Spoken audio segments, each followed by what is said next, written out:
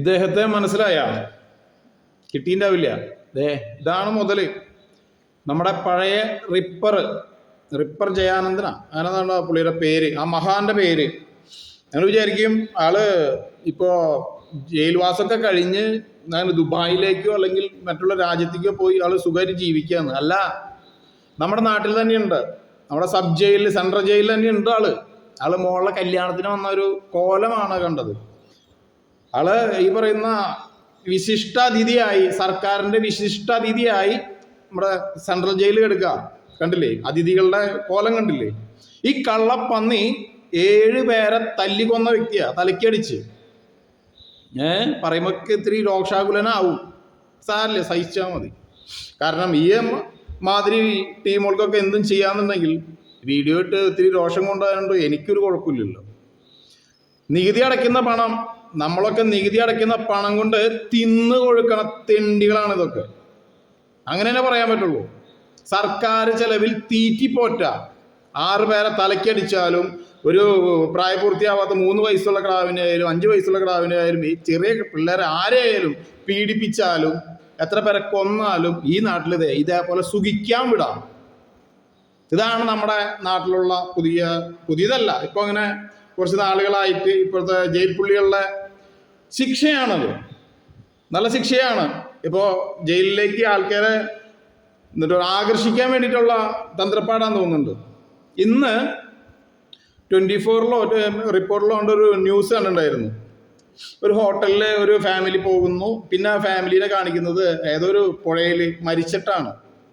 ആ ഫാമിലിയിൽ ആ ചേച്ചിക്ക് കണ്ണ് കാണില്ല. ഒരു 4 വയസ്സായ കിടാവ്, ഒരു ചെക്കനുണ്ട്.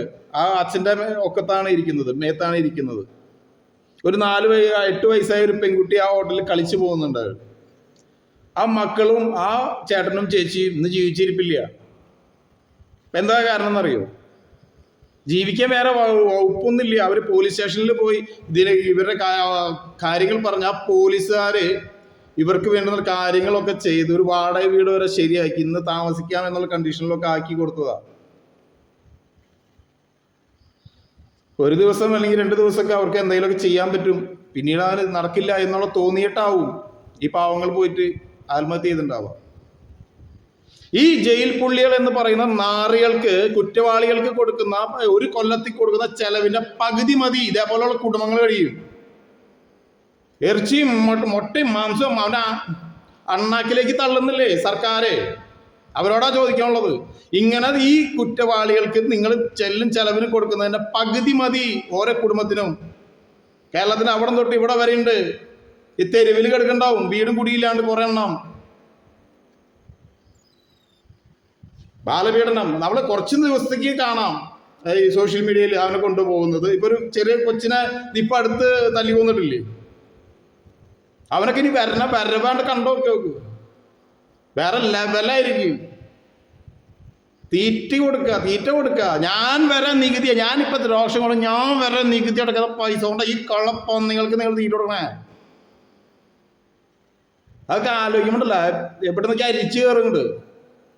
ഏത് സർക്കാരിൻ്റെ അടുത്തായാലും ഈ സർക്കാർ അധികാരത്തിൽ കയറിയപ്പോൾ നമുക്ക് കുറെ പ്രതീക്ഷയുണ്ട്. ഇപ്പൊ തൂഫാൻ അങ്ങനത്തെ ഉള്ള കാര്യങ്ങളൊക്കെ വന്നപ്പോ ഇതൊന്ന് പറയുമ്പോൾ നിങ്ങൾ വിചാരിക്കും നിങ്ങളുടെ ഗവൺമെന്റിനെ കുറ്റം പറയുന്നത് അല്ല. ഇതൊക്കെ മാറ്റങ്ങൾ വരണം.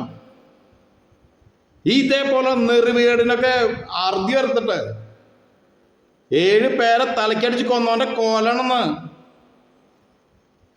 കൊതിയാവാ. അതൊക്കെ കാണുമ്പോ ഓരോരുത്തർക്ക് എനിക്കൊരു കൊതിയാവുണ്ട്. ഇങ്ങനെയൊക്കെ ആവാൻ പറ്റുമോ? പറയാനില്ല. അതെ ഒരു എന്താ പറയുക, സാധാരണ ജനങ്ങളോട് കുറച്ചെങ്കിലും ഒരു കരുണയുണ്ടെങ്കിൽ ഇതേപോലെ ഒന്നും കാണിച്ചു കൂട്ടല്ലേ, തീറ്റ കൊടുത്ത് വളർത്തല്ലേ ഇങ്ങനത്തെ മൂട്ടം പന്നികളെ.